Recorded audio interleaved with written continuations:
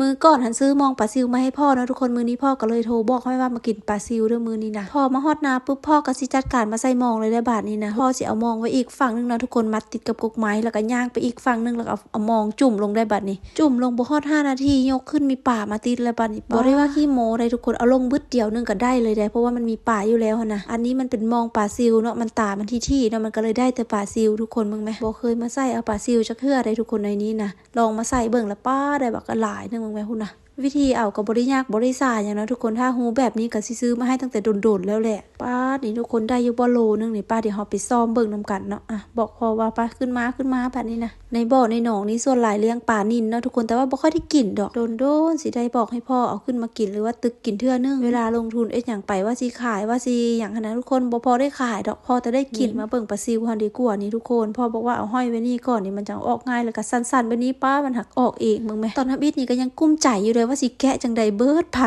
น้อยอันนี้เนาะทุกคนอันนี้ไม่ยังพากันทุ่งแล้วว่าพากันตกลงที่มันเอาออกง่ายอาจจะเป็นเพราะว่ามันสดๆแน่นอนแล้วก็มันโตน้อยเนี่ยนะพอบอกว่าได้ใส่กุ้งไว้ในหนองเนาะทุกคนเดี๋ยวเขาสิมาหยามกุ้งไปพร้อมๆกันโว้ปลานิลเข้าไปในนี้บานนี้เอาส่วนกุ้งนั้นมี 4-5 โตนะโอ้ว่าสิกินกุ้งเต้นแต่เราไม่ได้กินซ้ำส่วนปลาซิวนี่เขาก็สิเอามาตัดหัวแล้วก็บีบขี้มันออกนะทุกคนแต่ว่าวิธีที่ง่ายก็นั่นก็มีได้ก็คือตัดท้องมันออกไปเลยเนาะปาดแบบเฉลียงแล้วก็ตัดหัวออกไปนะเฮ็ดแบบนั้นขี้มันสิออกทางเบิดออกดีกว่าเนาะทุกคนแต่ว่าเขากับ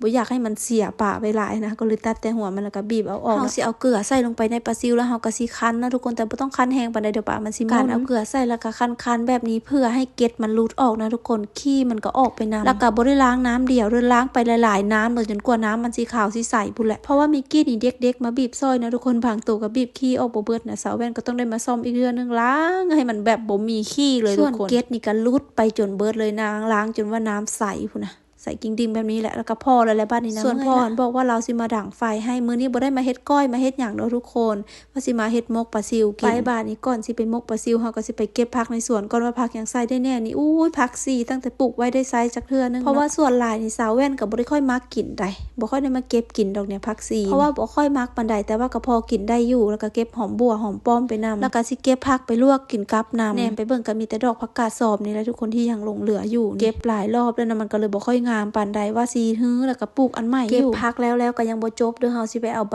ตองได้บัดนี้เอาไปจัก2 ง่าก็พอแล้วเนาะน่าจะพอแหละไปกลับไปเอ็ดมกได้บัดนี้เผื่อสิได้กินบ่แม่นง่ายใดมาเอาตองมาลนไฟให้มันเหี่ยวก่อนนะทุกคนมันจังใบบ่แตกเนาะเวลาห่อนะเห็นไฟมันยังแห้งอยู่ก็เลยสิค้างหม้อสิมาลวกผักก่อนเพราะว่ามันจังบ่เป็นการเสียเวลาเนาะเพราะว่าเฮาสิไปซ่อม